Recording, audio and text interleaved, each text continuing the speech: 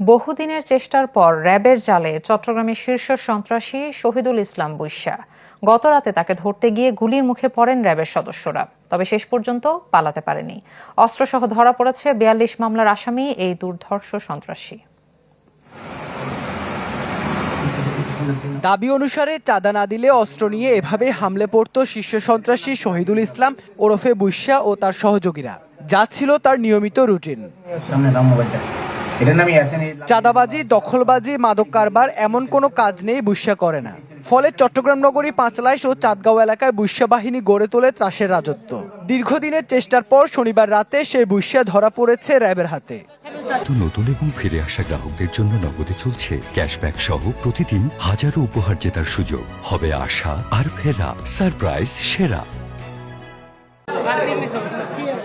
নগরীর Bahaddarhat Finlay south city সেন্টারের সামনে অবস্থান করছিল বুইশা। তাকে ধরতে র্যাব সদস্যরা অভিযানে গেলে সে গুলি করে পালানোর চেষ্টা করে। তবে শেষ পর্যন্ত অস্ত্র ও গুলিসহ তাকে আটকে সক্ষম হয় র্যাব। র্যাবের দল দেখে সে পালানোর চেষ্টা করে মোটরসাইকেল থেকে, এবং সে যখন পালাতে উদ্যত হয় তখন আমার র্যাবের দল তাকে যখন ধরতে যায় সে তখন ধস্তাধস্তি করে এবং এক পর্যায়ে তার পকেটে হাত দিয়ে অস্ত্র বের করার চেষ্টা করে। তখন তাকে নিরস্ত্র করার জন্য তাকে ভূমিতে ফেলে দেওয়া হয়।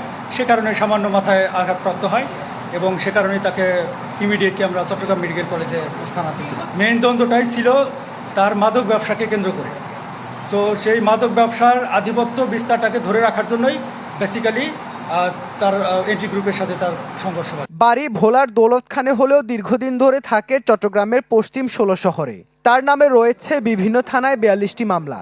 নানা অপরাধের পাশাপাশি নগরী বহদ্দারহাটে একটি ভবনে গড়ে তোলে টর্চার সেল। তার যদি কেউ অবাধ্য হতো অথবা কেউ চাঁদা দিতে অস্বীকার করত, তাহলে তাকে উক্ত টর্চার সেলে গ্রেপ্তার করা হতো বলে জানা যায়।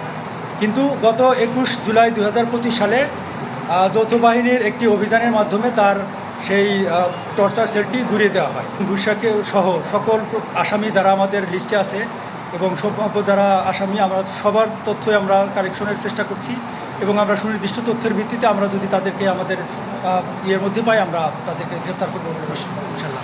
চট্টগ্রামের সাম্প্রতিক সক্রিয় ৫ শীর্ষ সন্ত্রাসীর অন্যতম এই বুইশা। এর মধ্যে বুইশা, ছোট সাজ্জাদ, টেম্পু ধরা পড়লেও বাইরে রয়ে গেছে রায়হান ও ইমন।